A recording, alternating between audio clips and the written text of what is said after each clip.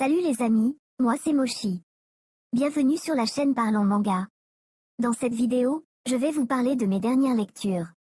Au sommaire, nous aurons les 3 premiers tomes de Soten no Ken.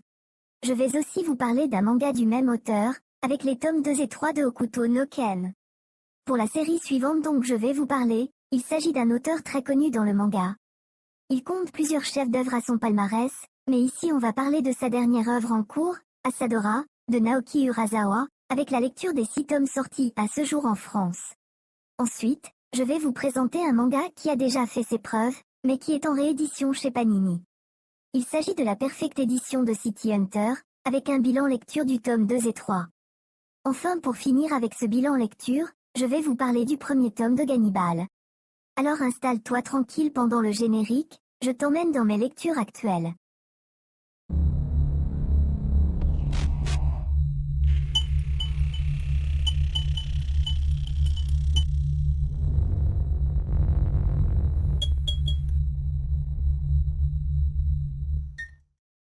Pour commencer ce bilan lecture, je vais vous parler des 3 premiers tomes de Soten no Ken de Tetsuhara, édité par Mangetsu.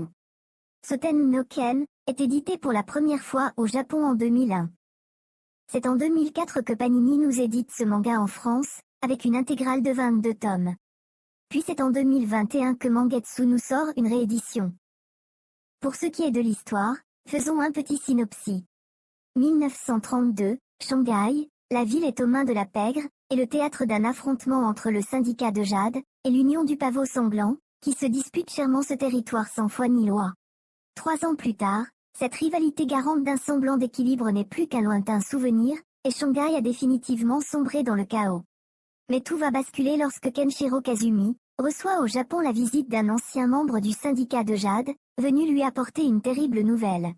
Celle-ci va réveiller celui qui naguère était plus connu sous le nom de Yan Wang, le roi des enfers, héritier du Hokuto Shinken, un art martial aussi précis que mortel. Bon, les amis, ce sera tout pour ce synopsis, mais je vous en parle un peu plus. Dans Soten no Ken, nous allons suivre un protagoniste nommé Kenshiro, qui est en fait le frère de Ryuken. Pour ceux qui ne savent pas, Ryuken est le maître des 4 frères dans Hokuto no Ken. L'histoire se déroule dans les années 30, et au début notre Kenshiro est prof dans une école au Japon.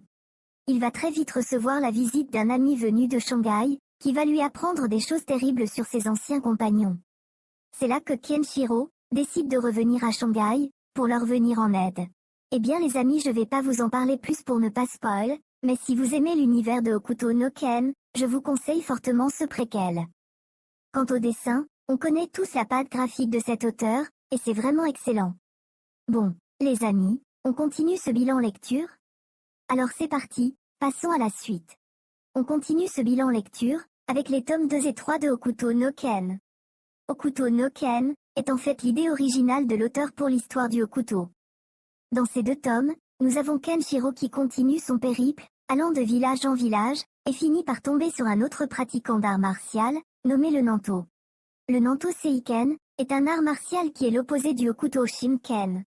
Je dis opposé parce que le Hokuto Shinken est l'art martial assassin de l'étoile du Nord, tandis que le Nanto Seiken est celui de l'étoile du Sud.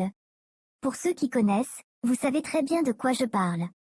Ceux qui ne connaissent pas, vous comprendrez quand vous aurez lu. Donc, pour le moment dans l'histoire de ce manga, on a Kenshiro qui parcourt le monde à la recherche d'on ne sait trop quoi, et on en apprend de plus en plus sur les personnages. Mais en tout cas les amis, si vous êtes jeunes, et que vous n'avez pas connu à l'époque, foncez, ce manga reste un classique. Eh bien ce sera tout pour ce manga, passons à la suite. Maintenant les amis, je vais vous présenter un manga beaucoup plus construit niveau scénario, que les 2 mangas précédents. Comme je l'ai dit dans l'intro, cet auteur est un maître du scénario. Il est plus connu pour ses 2 séries Monster, ou encore 20th Century Boys, mais je vais vous parler de la série qu'il y a en cours de parution en France, Asadora. Asadora est un manga seinen de style drame, qui est publié pour la première fois au Japon en 2018. C'est en 2020 que les éditions Kana nous sortent ce petit bijou, avec 6 tomes parus à ce jour. Au début, l'histoire se déroule en 1959, et nous allons suivre Asa, une petite fille qui court chercher le médecin de la clinique, parce que sa mère est en train d'accoucher.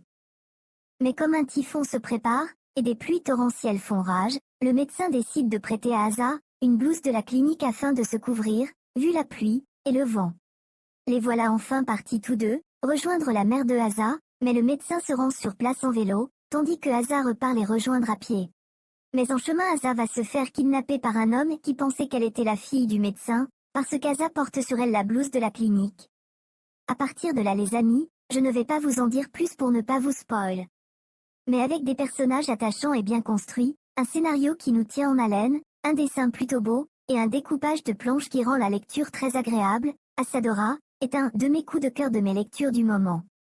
Donc les amis, je vous conseille fortement ce manga. Et si on passait à la suite? Passons maintenant au manga suivant, avec un classique du genre. Il s'agit de la lecture des tomes 2 et 3 de City Hunter dans sa perfecte édition de chez Panini. Pour vous parler de l'histoire, on a toujours Ryo, accompagné de Saori, qui sont toujours en mission aussi dangereuses les unes que les autres. Le tout rythmé par des situations très drôles qui n'en finissent plus.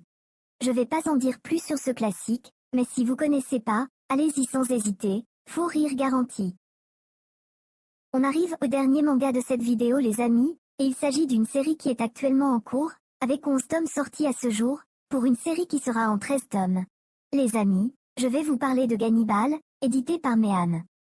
Mais pour commencer, faisons un petit synopsis. Alors qu'il vient tout juste d'être affecté à Kuge, un petit village du fin fond de la campagne, l'agent de police d'Ego Agawa se retrouve nez à nez avec un cadavre complètement défiguré. Les locaux disent que le malheureux a été attaqué par un ours, mais une trace de morsure humaine attire le regard de Dego. Et puis, il y a cette rumeur. Et si c'était vrai? Eh bien les amis, ayant lu le premier tome, je vous en parle un peu plus. Au début du tome, nous avons un policier qui emménage dans un petit village, avec sa femme et sa fille. Dans ce village, il y avait un policier, mais il semble avoir disparu suite à de grosses dettes qu'il avait accumulées. Mais les habitants de ce village n'ont l'air de n'obéir à aucune loi, sauf celui qu'ils appellent, lui. Les amis, je n'ai lu que le premier tome, parce que j'attends d'avoir l'intégrale pour tout lire. Mais si vous aimez les mangas de suspense horrifique, ce titre est fait pour vous. Bon les amis, ce sera tout pour cette vidéo. Si elle t'a plu, mets un petit like, ça aide beaucoup la chaîne. Si tu veux discuter de manga, laisse-moi un commentaire. Oublie pas de me suivre sur les réseaux sociaux pour ne rien rater de l'actu. Pour finir les amis, tu as un code Rakuten dans la description, qui te fera faire 10 € d'économie sur tes mangas. Sur ce, je vous laisse les amis, lisez beaucoup de mangas, bye.